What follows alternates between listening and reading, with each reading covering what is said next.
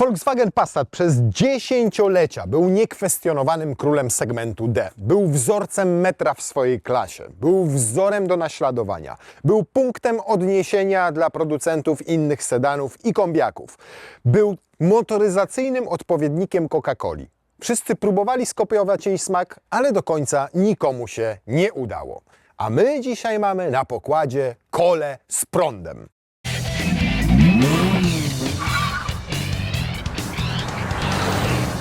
Passat z prądem, czyli Passat TSI i Hybrid, czyli hybryda typu plug-in. I ta hybryda typu plug-in, podobnie jak kola z whisky, może być słabsza albo mocniejsza. Słabsza ma 204 konie mechaniczne, mocniejsza, czyli nasza, ma 272 konie mechaniczne. Kola w tym wypadku ma 1,5 litra pojemności i moc w naszym przypadku 177 koni mechanicznych i 250 Nm. Ale do tej coli dolano whisky. Whisky ma tutaj 125 koni mechanicznych i 330 Nm, a łącznie jak to wszystko ze sobą zmieszaliśmy, to mamy 272 konie mechaniczne i 400 Nm. Wszystko trafia wyłącznie na przednią oś, nie ma opcji ani w słabszej, ani w mocniejszej wersji do mówienia sobie napędu 4Motion. Oczywiście silnik elektryczny jest w jednej obudowie ze skrzynią biegów 6-biegową DSG. Przyspieszenie do setki słabszej wersji plug-in 8,1 sekundy, a tej już 7,1 sekundy. I jest to dokładnie taki parametr sam, jak w przypadku wersji 2.0 TSI, która ma 204 konie mechaniczne i też napęd na przednią oś. Więc mamy tutaj prawie 70 koni więcej, ale mimo to przyspieszenie jest prawie takie samo jak w silniku spalinowym 2.0 TSI. Skąd ta różnica? Ano z tego, że wersja plug-in jest cięższa od tej spalinowej o 200 kg, a to efekt zastosowania bardzo dużego akumulatora, który jest umieszczony tam z tyłu i ma pojemność prawie 20 kWh netto i prawie 26 kWh brutto, więc to naprawdę dużo. I tylko na silniku elektrycznym w cyklu mieszanym WLTP można przejechać tutaj 130 km na prądzie. Ale jak jest cieplutko, jak jeździmy głównie po mieście z niższymi prędkościami, jak odzyskujemy często energię z hamowania, przy takich warunkach jak dzisiaj, kiedy mamy -5, -6 stopni, to i tak ten zasięg będzie mniejszy i będzie wynosił około 80, 90, czasami 70 km. Zależnie od stylu jazdy, od tego, po jakiej drodze jedziemy, z jaką prędkością itd., itd. Ale będziemy mogli się bardzo szybko naładować, ponieważ tutaj mamy ładowarkę pokładową o mocy 11 kW, co oznacza, że w zaciszu domowego garażu akumulator będzie pełny po zaledwie 2 godzinach. Ale można to zrobić jeszcze szybciej, bo po raz pierwszy mamy w pasiorze gniazdo również CCS. Proszę bardzo, a to oznacza maksymalną moc ładowania według Volkswagena 40 kW, ale w praktyce okazuje się, że często ta moc dochodzi nawet do 50 kW i dzięki temu możemy naładować się od 10 do 80%, czyli w optymalnych warunkach na około 100 km w zaledwie 25 minut. Jak na plugina to jest naprawdę super fajne rozwiązanie. Ile to kosztuje? 204-konna, czyli słabsza wersja plugina i hybrid, jest wyceniana na 218 tysięcy złotych, czyli tylko 4 tysiące złotych więcej niż diesel 2.0 TDI 150-konny, też w tej wersji wyposażenia Elegance. Jednocześnie jest 8 tysięcy droższa niż ten wspomniany 204-konny benzyniak 2.0 TSI. Ale ta mocniejsza wersja już jest nieporównywalna z niczym innym, co Volkswagen ma w swojej gamie. Bo owszem, możemy mieć diesla 190-parokonnego, ale on wówczas ma już napęd na 4 koła. Podobną sytuację mamy w przypadku silnika 2.0 TSI 265 koni. On jest jeszcze szybszy, jest sprawniejszy, nie jest pluginem, ale też ma napęd na 4 koła. Więc trudno tutaj znaleźć jakiś balans pomiędzy wszystkimi tymi wersjami. Na pewno jest to najmocniejszy przednionapędowy Passat, jakiego możecie kupić w tej wersji 272 konie mechaniczne. I nie do końca warto zwracać uwagę na ceny cennikowe. My z Abdulem tutaj interesik taki robimy, mały. Zapraszamy Was na findcar.pl, platformę, na której znajdziecie sprawdzone auta nowe i używane wyłącznie od autoryzowanych dealerów. Warto wejść sobie na findcar.pl, gdzie agregujemy oferty takie realne, zakupowe wszystkich samochodów, wszystkich marek u wszystkich dealerów autoryzowanych w Polsce i takiego pasiora można za 210 tysięcy kupić, ale już w wersji Elegance bardzo dobrze wyposażonego, tylko z tym silnikiem 204, a nie 272 konie. Ale są tam oczywiście też benzyny i diesle. Na przykład jest jeden dieselek, który jest też w tej wersji Elegance i kosztuje 160 parę tysięcy złotych, a wersja Elegance jest naprawdę już nieźle wyposażona, bo na przykład mamy tutaj już reflektory IQ Light.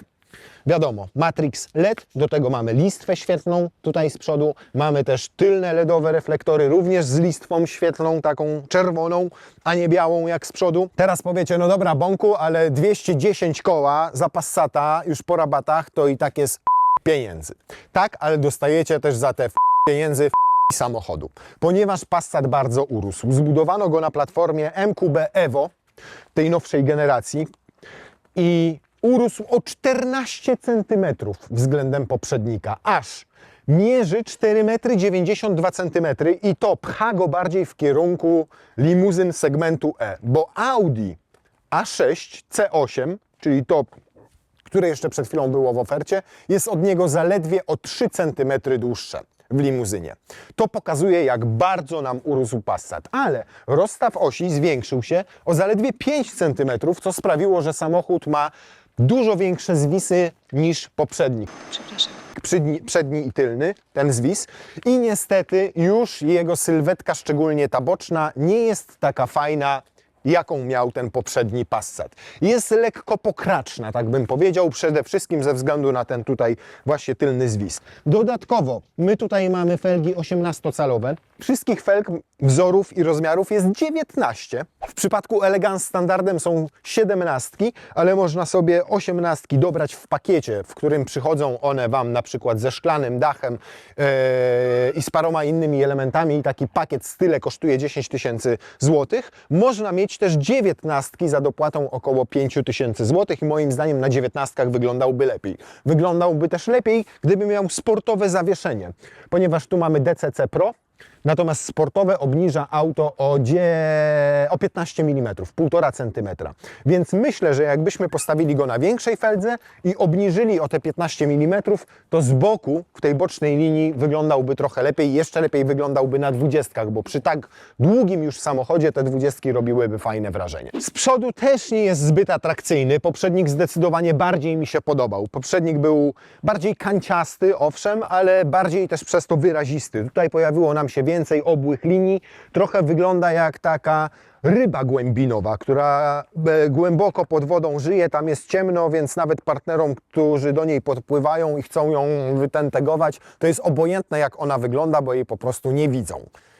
Więc on trochę dokładnie tak wygląda. Niemniej postawiono tutaj na to, żeby auto miało przede wszystkim wybitną aerodynamikę i CX zmniejszył się z 0,31 w poprzedniku do 0,25 w tym egzemplarzu, a wszystko to po to, żebyście oczywiście oszczędzali paliwo i dwutlenek węgla. Zobaczcie, że nawet inaczej tutaj zaprojektowano celowo reflektory. Tutaj ta górna LEDowa listwa, ten pasek jest wysunięty do przodu, a tu jest główny reflektor po to, żeby powietrze prowadzić częściowo na bok samochodu. To samo robią tutaj te deflektory boczne, gdzie tutaj wpada powietrze, a tutaj nam wypada. I to wszystko poprawiać ma tę całą aerodynamikę. Jak na kombiaka, jak na warianta 0,25 to naprawdę świetny rezultat. Przez to, że mamy akumulator i technologię typu plug-in, to nie tylko urosła nam masa, ale zmniejszyły się też 3 rzeczy. Pierwsza rzecz, jaka się zmniejszyła, to zbiornik paliwa. Ma nie 66 litrów, tak jak w spalinowych wersjach, tylko ma 45 litrów, więc ponad 20 litrów mniej. Ładowność zmniejszyła się z około 550 do 505 kg, ale najbardziej zmniejszyło się to, co jest pod tylną klapą, czyli bagażnik. Bo w wersjach spalinowych, diesla i benzynowej, w silnikach TSI i TDI jest tutaj 690 litrów na pakunki, a tutaj tych litrów mamy tylko 510. Niemniej powiem Wam uczciwie, że te 510 litrów wygląda tutaj lepiej niż w SUV-ach, które twierdzą, że mają po 700 litrów. Więc za chwilę zobaczymy, jak to będzie w praktycznym teście. z naszymi walizami. Tutaj mamy taką wanieneczkę pod spodem, bardzo estetyczną, porządnie zrobioną, siateczka zabezpieczająca i jest nawet taka siatka zabezpieczająca przestrzeń pomiędzy przestrzenią bagażową a przestrzenią pasażerską. Co tam dalej jeszcze coś jest? A co to tak? A, się przesunęło nam. I tu jest coś też, nawet ma takie boczne skrytki, między innymi na ucho do holowania i siuwaks do wpuszczania do kół. O, to nawet jest na rzepa? Jocie panie, to je na rzepa. O, dobre, ale powiedzmy, że to zostawiamy w chałupie. Tego ze sobą nie bierzemy. Dodatkowo nam dochodzą takie fajne rozwiązania. O, na przykład jak chcemy sobie coś przymocować, nie wiem, żeby nam nie latało, Jezu, jakie mocne są te rzepy, no to możemy sobie z tego robić różnego rodzaju, proszę bardzo. O, szufladeczki, półeczki, Się trochę wódeczki, potem wpadną dupeczki. nie wiem jak to nazwać, gąbeczki, dupeczki, to nie wiem w ogóle co to jest i skąd to nam wyleciało, ale mamy nawet, zobaczcie, o, tutaj pasy, którymi przypiąć można choćby gaśnicę z boku, mamy tutaj gniazdo, proszę bardzo, ale tylko 150 watów urządzenia można do niego podłączać. Szkoda, bo przecież można byłoby zaciągnąć prąd tutaj z akumulatora trakcyjnego i nawet kilka kilowatów by to przyjęło. Mamy haczyki, jeden haczyk, drugi haczyk. Mamy nawet możliwość składania oparć z tej pozycji. Siedzenia mamy dzielone 40-60, ale jest też tutaj miejsce na podłokietnik i to nawet jest dosyć, zobaczcie, obszerne. Wejdzie tutaj choćby kilka par nart. I tu też coś się odchyla? Też się coś odchyla, tylko w tę stronę. Patrzcie, tu kolejny pojemniczek jakiś na duper. A to tak, no to nie, no to tutaj pod podłogą to zobaczę, to tu wody można nalać, albo whisky można luzem tutaj wozić. Swoją drogą, powiem wam, niezły schowek, bo mało kto przecież będzie tam w ten sposób zaglądał, nie? Ale można sobie w takim razie coś tam schować i pasażer jedący na tylnej kanapie będzie miał dostęp tutaj. Taka ala lodóweczka, jak w Maybachu. Tu haczyki, tutaj gniazdo zapalniczki, tu też cięgno do składania foteli. Bardzo fajnie działa roletka, ponieważ roletka jest nareszcie elektryczna i jak tak nam zjedzie, a zjeżdża fajnie, to zacznie się, zobaczcie, zasuwać sama.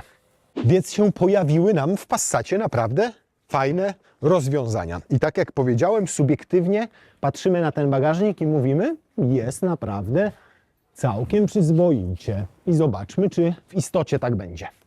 No tak pod roletkę niekoniecznie, chociaż ta może, no też niekoniecznie. Ciut za duża, więc trzeba to położyć. Raz, dwa. Plus za to, że mamy długi ten bagażnik dosyć. No i tutaj już tylko kabinówka. Więcej nam nie wejdzie. Może tutaj jeszcze jakiś plecaczek. Niemniej wyprofilowany ten bagażnik jest w taki sposób, że można do krawędzi tej rolety śmiało go zapakować. Roletka obsługuje się też ręcznie. I teraz widzicie, ile tam jest miejsca, ile przestrzeni jeszcze nad walizkami. Zmieniłeś silny balans bieli, czy znowu będzie p***nie w komentarzach, że się nie znasz? Dzięki trafnym poradom zyskuje u urwisów przydomek wujek dobra rada. O, ale jakbyśmy ładowali sobie tutaj kabinóweczki, no to widzicie, że już bokiem wchodzą na wysokość i takich kabinówek w cholerę tutaj zmieścimy. Niestety, na roletkę miejsca nie mamy pod podłogą bagażnika, a to szkoda. O, tak do tyłu. Tak, bardzo łatwo się wymontowuje. Fajna rzecz, że jeszcze tam za tą roletką jest dodatkowa taka blenda, która zasłania tę przestrzeń pomiędzy fotelem a miejscem mocowania rolety. A tu mamy jeszcze coś. Łumacie panie, co tu one narobiły, te ludzie z Volkswagena? Co to one narobiły? Ty, inżynier, zajmij się tym. Kurna. Jest, no niemiecki akordeon. Tak, a to też się potem jeszcze gdzieś mocuje i w tym se wozicie szmaty. I teraz mogę się pakować na dłuższy urlop. I teraz wkładam walizki tak. Co prawda oczywiście będzie je widać, więc jak jadę do Hiszpanii, to będzie problem, albo do Francji, bo to dopiero będę miał bagaże w bagażniku do pierwszego parkowania i tankowania. Ale zobaczcie. Tam to tak, nawet wchodzą bez problemu te kabinóweczki. Przepraszam, silny. Patrz, ta nawet taka waliza wchodzi nam wtedy w pionie. O, i jeszcze mamy miejsce, więc naprawdę da się wtedy zapakować te 510 litrów solidnie porządnie, praktycznie, bo ten bagażnik jest bardzo ustawny, foremny, więc jest naprawdę git.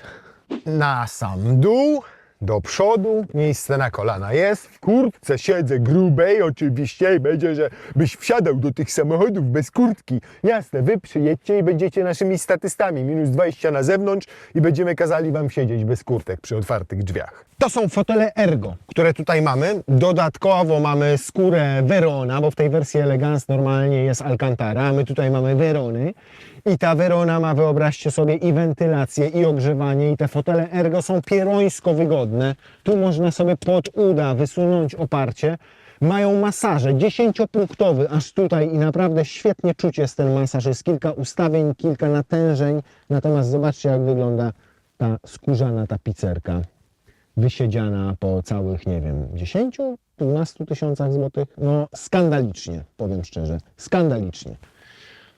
Nie zmienia to faktu, że są naprawdę bardzo wygodne, świetnie działa masaż, wentylacja, ogrzewanie również i pozycja nawet tu w fotelu pasażera jest super, tylko o, teraz mi się troszkę przesunął ten fotel pasażera do tyłu, żeby mi ułatwić wysiadanie, więc muszę sobie, z powrotem go ustawić tak. No, wygodnie, naprawdę jest tutaj wygodnie.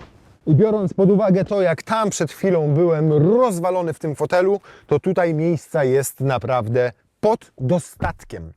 Może trochę brakuje go nad głową, tutaj przez ten szklany, nieszczęsny dach. Nie zamawiałbym go, jeżeli jesteście wysocy i zamierzacie podróżować na tylnej kanapie, bo tutaj rzeczywiście czuję spory dyskomfort. Natomiast jeżeli chodzi o siedzisko, to jest odpowiednio wysoko i fajnie podpiera mi uda. Mam dużo miejsca na stopy pod fotelem pasażera. Mimo że on jest bardzo pochylony w tym momencie, to mam miejsce na kolana. Czuję się tutaj po prostu komfortowo. Może ciut bardziej mogłoby być pochylone to oparcie kanapy, ale zapewne jest to wina jednak tego, że ja jestem w kurtce. Podłokietnik. Proszę bardzo. Można zrobić fajny, szeroki. Można. Gdzie ukryte mamy pod klapką uchwyty na kubek, a dodatkowo jeszcze tutaj mamy miejsce, żebyśmy mogli sobie na przykład położyć telefon i coś razem z współpasażerem tutaj obejrzeć. Więc naprawdę to są bardzo fajne rozwiązania. W dodatku to można regulować, proszę bardzo, na różnej płaszczyźnie i powiem Wam, że jest to tak praktycznie zrobione, tu wygumowane, że nie będzie się to przesuwało na zakrętach w prawo, w lewo, a nawet jak duży tablet tutaj przyjdzie, to ten uchwyt spokojnie go utrzyma. Brawo! No i tutaj mamy ten wspomniany rękaw na narty, który można otworzyć albo od strony bagażnika, albo tutaj od strony wnętrza. Klimatyzacja może być trzystrefowa, w tej wersji jest nawet standardowo, ogrzewane skrajne tylne siedziska, 2 gniazda USB-C, dobrze widoczne, nawiewy, kieszenie, tutaj jedne duże w oparciach przednich foteli, a tutaj 2 mniejsze, żebyśmy na przykład mogli sobie włożyć telefon, proszę bardzo, i go ładować za pośrednictwem tej ładowarki indukcyjnej. A tu jeszcze mamy 2 dodatkowe kieszenie, w których można sobie jakieś szpargały umieścić, choćby telefon, który będzie się ładował poprzez kabelek.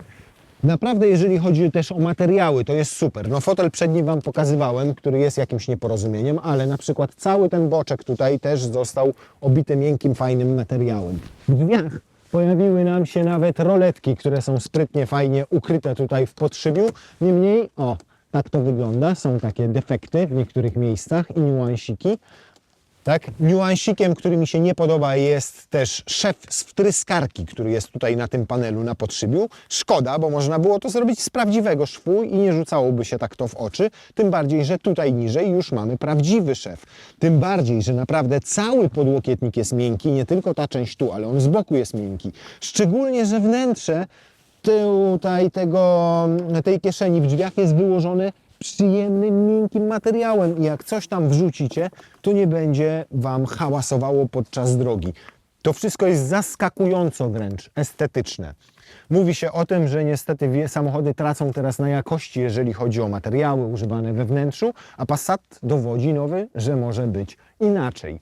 Nawet te panele, które tutaj widzicie, one są podświetlane. Wszystkie te kreseczki w nocy świecą na jeden z wybranych kolorów. Oczywiście można to włączyć, wyłączyć, ale nie sprawia to wrażenia odpustowego. Przeciwnie, jest takie stonowane, fajne, ładne. To samo tyczy się przednich drzwi.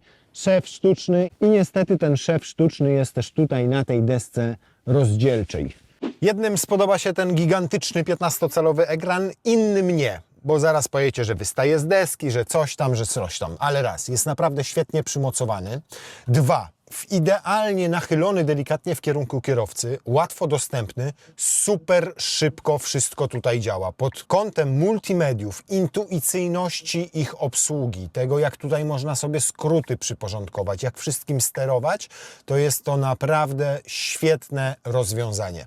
Bardzo mi się dobrze tutaj to obsługiwało, nie miałem problemów nawet z ustawianiem na przykład klimatyzacji, bo to pyk, pyk, pyk i działa to naprawdę sprawnie. Można to sobie zrobić dotykowymi przyciskami. Nie jestem zwolennikiem takich rozwiązań, ale przynajmniej nie trzeba wchodzić głęboko w ekran, żeby sobie na przykład ustawić temperaturę.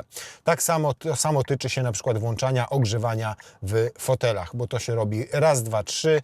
Te przyciski, które służą na przykład do otrzymania szyby przedniej czy tylnej, też są pod ręką. To nie jest nawet w wersji Elegance wyposażenie standardowe. Standardowo jest nieco mniejszy ten ekran.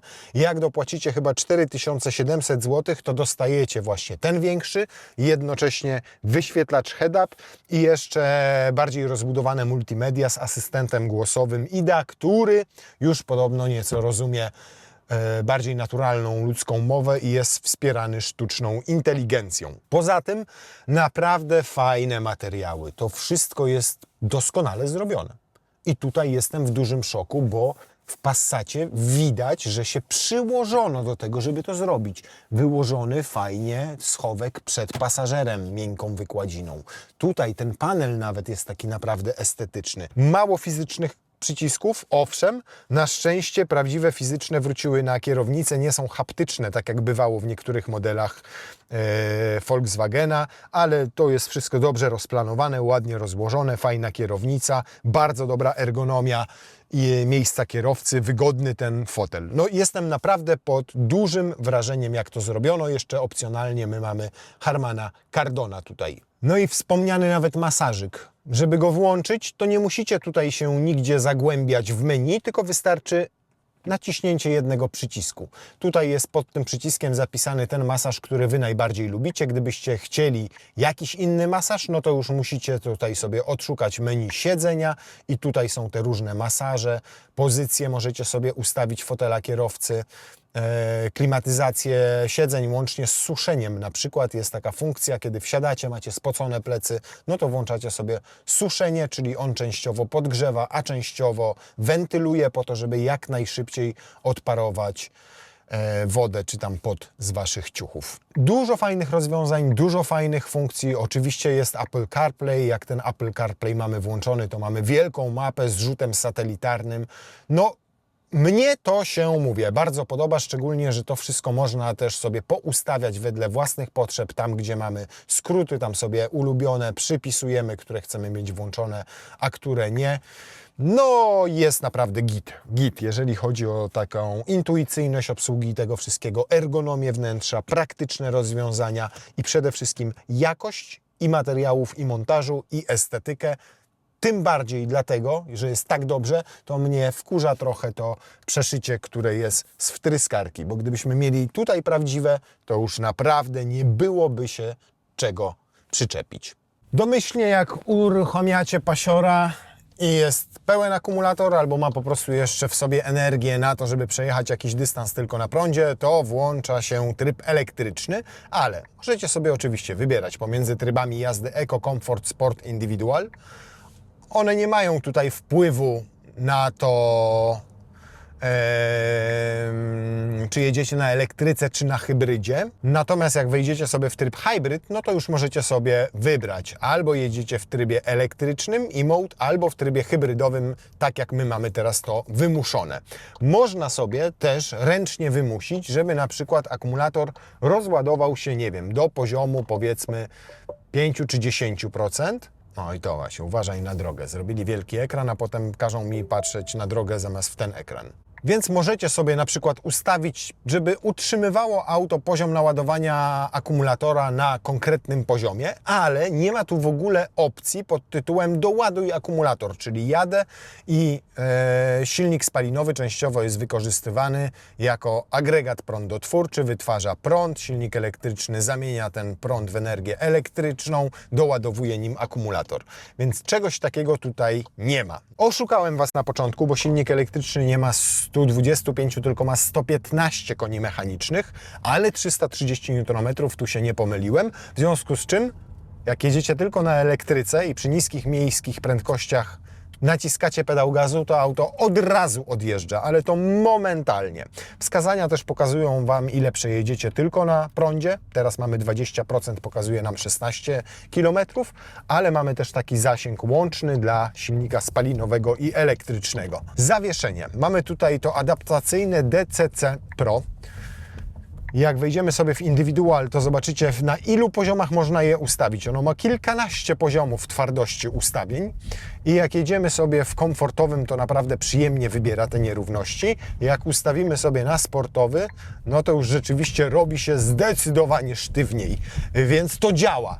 Działa definitywnie, natomiast samo zawieszenie, i to jest typowe dla zawieszeń DCC, jest nieco hałaśliwe. Czasami pytacie w komentarzach, co znaczy, że hałaśliwe. No, że po prostu słychać, jak pracuje, tak jakby tam w zawieszeniu były jakieś luźne elementy. Nie czuć tego oczywiście w prowadzeniu samochodu, ale słyszalnie jest to tak odbierane. Tak jakby coś tam hałasowało, jakby coś tam było rozklekotane. Niemniej i tak mam wrażenie, że teraz je poprawiono względem tego, jak pracowało w Skodach czy w Volkswagenach 2 czy 3 lata temu. Tak jakby wyciągnięto wnioski ze wszystkich doświadczeń użytkowników, którzy się na to skarżyli. Jeżeli chcecie oszczędzać energię, no to tak jak powiedziałem, wchodzicie sobie wtedy w ten hybrid, tryb hybrydowy i teraz oba silniki pracują wspólnie. I różnie bywa z tą ich wspólną pracą. Bywa tak, że jesteście zaskoczeni płynnością, tym jak się szybciutko włącza silnik spalinowy, że w ogóle tego nie słychać, tym, że on się wyłącza też bardzo cichutko, że nie ma żadnych szarpnięć, nie ma żadnych niepokojących wibracji,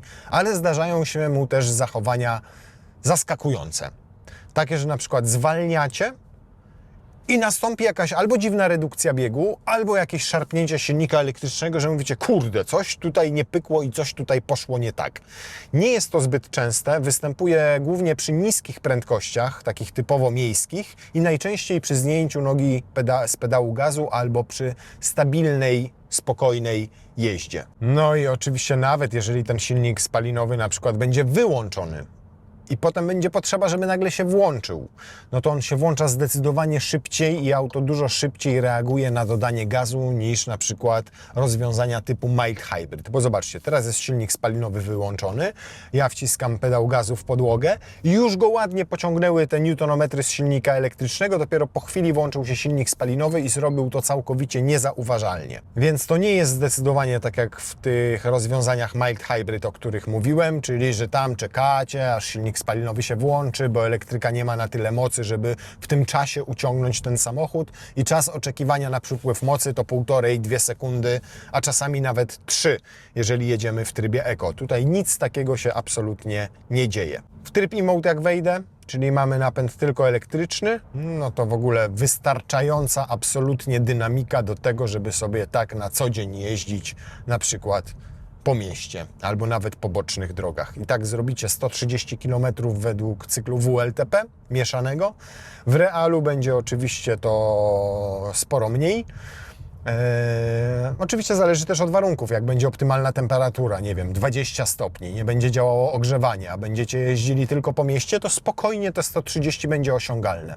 W takim mieszanym użytkowaniu powiedziałbym, że raczej między 80 a 100 km, ale to przyznacie sami i tak jest świetny, naprawdę świetny wynik. Nawet jak sobie pomyślicie, że musicie takim pluginem pojechać, powiedzmy, do Trójmiasta, tak się składa, że ja nim byłem w Trójmieście, no to z tych 400 km te 80–100 przejeżdżacie tylko na elektryce, a 300 na paliwie. To ma wpływ potem na całościowe zużycie paliwa i energii. Co więcej, jesteście w tym Gdańsku na spotkaniu podłączacie go do prądu i w godzinkę jesteście w stanie go naładować do pełna, czyli na powrót na kolejne 100 km.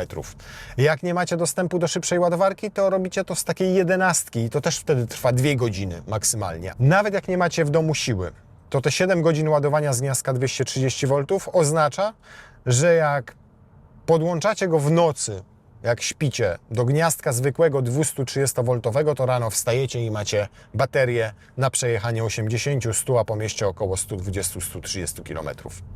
Przejechałem tym samochodem w ciągu ostatnich kilku dni jakieś 1000 km i powiem Wam, że jestem urzeczony w pewien sposób tym, jaki święty spokój i komfort gwarantuje ten samochód. Bardzo dobrze się prowadzi, ma naprawdę fajne zawieszenie, jak są równe drogi, ma fajny układ kierowniczy, dobrze działa mu ta elektryka, w trasie wcale tak dużo nie pali, nie chciałbym tutaj zdradzać szczegółów przed naszym pomiarem, ale powiem Wam, że jak miałem całkowicie rozładowany akumulator i jechałem sobie tak w okolicach między około 140-150 cały czas, to spalił mi poniżej 8 litrów przy całkowicie rozładowanym akumulatorze. Jak pojechałem na chwilę do Niemiec i naprawdę palił mi się pedał gazu pod stopą. Cisnąłem go, naprawdę go cisnąłem, 180, 190, momentami 200, to spalał 11 litrów paliwa średnio. Z dłuższego odcinka taki miałem wynik. Więc naprawdę są to rezultaty, biorąc pod uwagę, że to jest technologia plug-in i dodatkowo mamy tutaj kilkaset kilogramów akumulatora plus całego sprzętu elektrycznego, to są to dobre rezultaty. Owszem, podczas mocniejszego przyspieszania będziecie słyszeli, że to jest silniczek 1.5, że to nie jest V6, R6, V8. Nawet będziecie słyszeli, że to jest takie 1.5, a nie 2.0. Ale zastrzyk energii, jaki dostaje z tego silnika elektrycznego, jest taki, że słyszycie, że faktycznie silnik ma wysokie obroty 4, 5, 6 tysięcy, ale z drugiej strony organoleptycznie odczuwacie bardzo dobrze całe to przyspieszenie, bo on się po prostu fajnie zbiera. Co więcej, jak wymusicie sobie tryb e-mode i jedziecie w trybie elektrycznym, zechce Wam się mocniej przyspieszyć, to robicie po prostu kickdown, włącza się silnik spalinowy również, ale jak tylko zdejmiecie nogę z gazu i zaczniecie jechać spokojniej, to on sobie wraca do trybu elektrycznego. Naprawdę mi się podoba to, jak logicznie tutaj pewne rzeczy rozwiązano. I to wszystko dobrze ze sobą działa. Jedyny mankament to jest tak, jak powiedziałem. To, że czasami współpraca tego silnika elektrycznego ze spalinowym i ze skrzynią biegów nie jest tak idealna. Zdarzają się tutaj zakłócenia. Tylko że one są irytujące. Wiecie, to jest tak jak z zakłóceniami w radio. Leci jakaś fajna piosenka w waszej ulubionej stacji radiowej i nagle pojawiają się tam zakłócenia. No to was to irytuje i tak samo irytują te zakłócenia tutaj. Niemniej w porównaniu z pluginami Volkswagena, które znamy sprzed kilku lat, to jest to skok milowy. Absolutnie skok milowy. Można oczywiście też ustawić sobie moc rekuperacji, albo dużą, albo automatyczną, albo małą. Automatyczną mamy wtedy, kiedy na przykład pojawia się przed nami samochód, zdejmuje nogę z pedału gazu i sobie dostosowuje tę rekuperację Passat i Hybrid do warunków, jakie panują na drodze, czy po prostu warunków związanych z przepisami. Na przykład dojeżdżam do ronda, dojeżdżam do skrzyżowania, do terenu zabudowanego i wówczas on sobie również na podstawie danych z GPS-u i wskazań kamer zaczyna tę rekuperację dostosowywać. Duża jest naprawdę całkiem duża. Jak na plugina wyraźnie czuć, że samochód zwalnia, zapalają się wtedy również światła stopu z tyłu. Przy takiej technologii hybrydowej już, przy tak dużym akumulatorze zapewniającym całkiem spory zasięg i przy przede wszystkim szybkim ładowaniu, to naprawdę wyobrażam sobie sytuację, że ktoś, nie wiem, jedzie gdzieś dalej, po 500 kilometrach staje na obiadek i oprócz tankowania jeszcze podłącza go do ładowarki, żeby w 40 minut podczas tego obiadku naładować samochód do pełna. I rusza nie tylko z pełnym bakiem, ale z pełnym akumulatorem również i jeszcze bardziej obniża sobie zużycie paliwa z całej trasy. Proszę, mamy włączony tryb hybrydowy. Stan naładowania jest utrzymywany, czyli on będzie jechał w trybie tak typowo hybrydowym, żeby nie zmniejszało nam się naładowanie akumulatora. Mamy 9 km zasięgu, 10% baterii, no to sami widzicie, że tak w tych warunkach z 90 km zimowych byśmy przejechali, tylko na elektryce, ale wchodzimy w tryb hybrydowy czysto, żeby sprawdzić, jakie będziemy mieli w tym trybie zużycie paliwa. Skrzynia biegów mogłaby być 7-biegowa, bo te 6 biegów czasami brakuje tutaj takiego nadbiegu w tym samochodzie, delikatnego, po to, żebyśmy mieli ciut niższe obroty, chociaż przy 120 to raptem 2100 może obrotów na minutę silnika, to naprawdę nie jest źle. –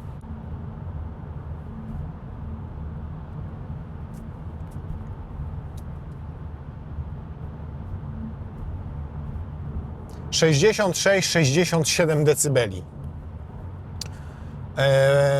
Niezły rezultat. Są samochody, które robią to lepiej, ale naprawdę 66-67 to nie ma absolutnie wstydu.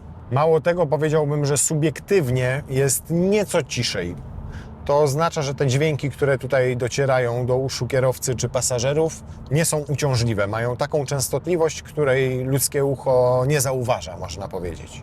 No i na naszym testowym odcinku mamy zużycie 6,8 litra i to potwierdza się z moimi doświadczeniami ze znacznie dłuższego dystansu, bo jak jechałem sobie tak właśnie 110-120, to było to między 7,5-8 litrów przy rozładowanym akumulatorze, zaznaczam. Natomiast już większe prędkości 140-180 Dareczku?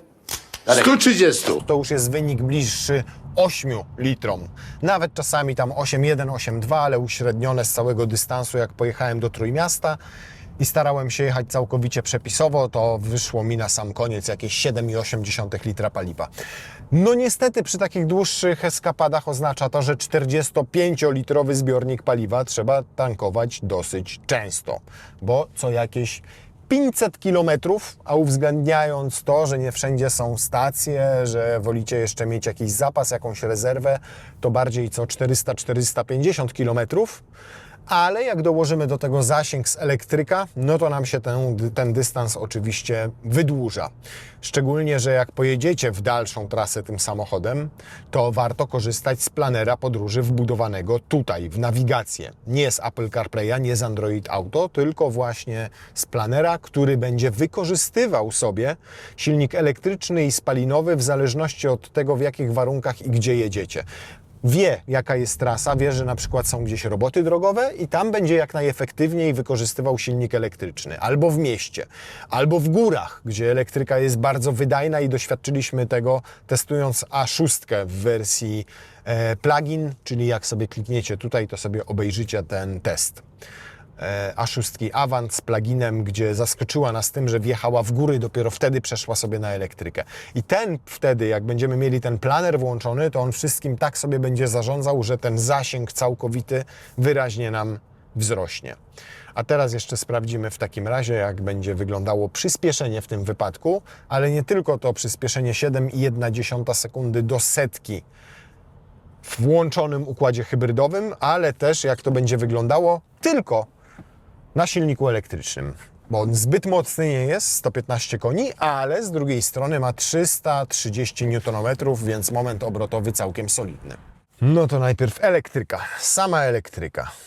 O, tak i pyk.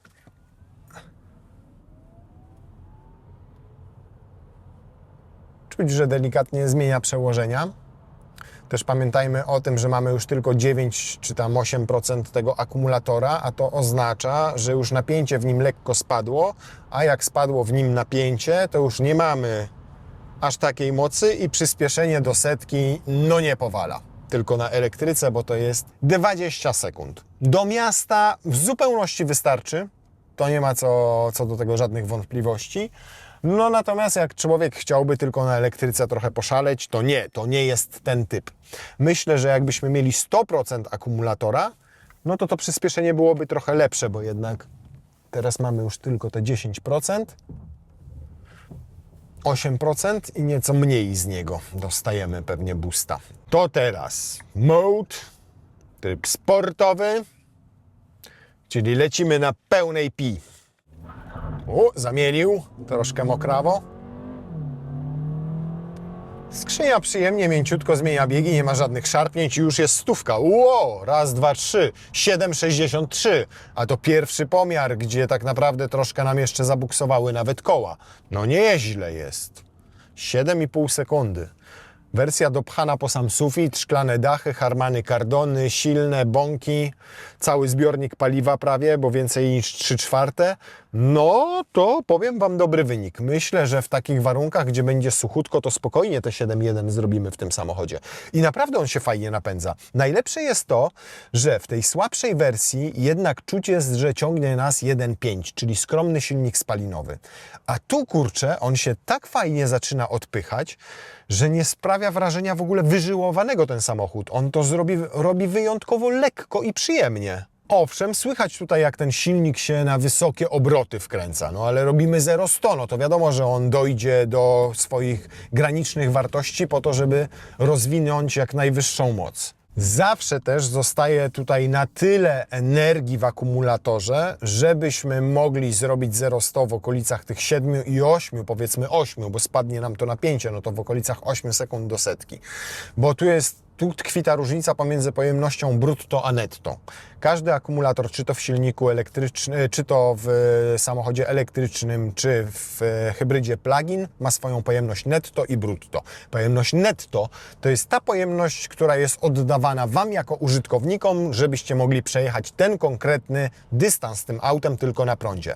A pojemność brutto to jest pojemność całkowita akumulatora, bo on nigdy nie może się rozładować do absolutnego 0%, zawsze tam na dole pozostaje jakiś bufor. Po pierwsze, po to, żeby on nie tracił swoich parametrów, bo tak jak wiecie, tak jak baterie, nie wiem, w telefonach, w sprzęcie elektronicznym nie lubią być rozładowywane do absolutnego zera, tak samo nie lubią tego baterie w samochodach i to samo dotyczy się tej końcowej wartości.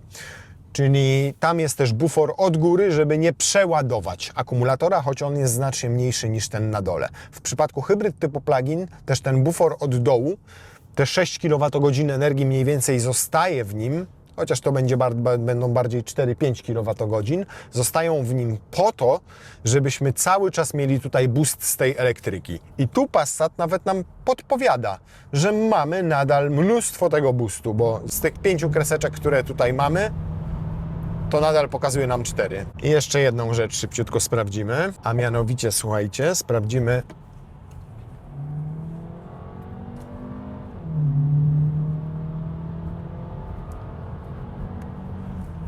80-120 to 4,38 tylko.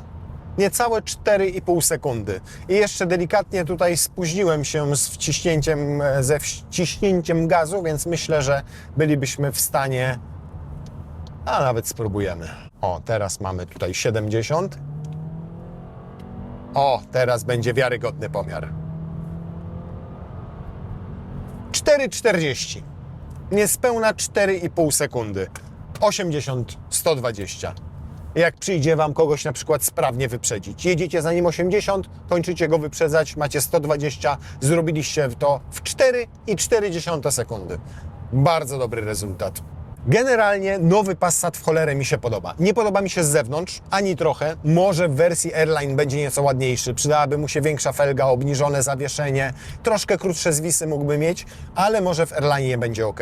To, za co go szanuję i cenię, to przede wszystkim jakość wykonania, nowe technologie, materiały użyte do wykończenia wnętrza i ogólny komfort, jaki Wam zapewnia. Jeżeli chodzi o zawieszenie, prowadzenie, przejechałem nim prawie 1000 km i po prostu w nim odpocząłem. Polecam te fotele z masażem. One co prawda po 30 minutach się wyłącza, ale co chwilę to klikałem z powrotem, bo czujecie, jak tych 10 poduszek pneumatycznych przyjemnie Wam masuje całe plecy. Świetnie gra Harman Kardon. Naprawdę estetyka tego i praktyczność mi się podoba. Ilość miejsca na tylnej kanapie, bagażnik, jego możliwości załatonkowe, Simply Clevery. To jest naprawdę dopracowane auto i jestem bardzo mile nim zaskoczony. Tylko teraz tak. Plugin do flot, super, bo macie możliwość odliczenia do 150 000 złotych, bo emisje są poniżej 50 gramów, a nie tak jak w przypadku zwykłych spalinowych aut, tylko do 100 000 złotych. Niestety ograniczona jest pojemność tego bagażnika, choć sam w sobie pomimo mniejszej pojemności i tak jest bardzo ustawny i praktyczny. Więc jeżeli kupujecie to auto jako przedsiębiorca albo do floty, gdzie ci ludzie będą jeździli nim głównie po mieście, to jest to fajne rozwiązanie, naprawdę fajne. Tylko trzeba pamiętać o tym, żeby go ładować, bo często z tymi pluginami jest tak, że dostają go nawet menedżerowie i przez 50 tysięcy kilometrów nawet nie rozpakują kabla, tylko tankują na kartę paliwową ten samochód, a to jest wtedy średnio opłacalne. I jak w długie trasy głównie ma to jeździć, to zdecydowanie nadal diesel. Passat w gnoju, koniec, kropka. 150, a najlepiej te 190 parę koni mechanicznych plus napęd 4Motion. Wyjdzie drożej niż to, jakieś 10 tysięcy złotych, ale na trasy na pewno, w trasach na pewno sprawdzi się lepiej. Niemniej jak jeździcie głównie wokół komina, raz na jakiś czas gdzieś wyjedziecie, jak macie gdzie się ładować i będziecie o tym pamiętali, to naprawdę mówię Wam, że to jest super rozwiązanie. Poprawiono bardzo tę hybrydę, zarówno jeżeli chodzi o zasięg, jak i to, jak ona jeździ tylko w trybie elektrycznym, jaka jest płynność tego układu. Naprawdę nadal zdarzają mu się pewne wpadki, jeżeli chodzi szczególnie o tą płynność pracy całego układu. Jakąś dziwną rzecz co czasami wywinie albo skrzynia, albo silnik, się zastanawiacie what the fuck. Ale postęp jest tak duży, że pod tym pluginem mogę wreszcie się podpisać. I po rozładowaniu akumulatorów może nie pali bardzo mało, ale pali naprawdę rozsądnie.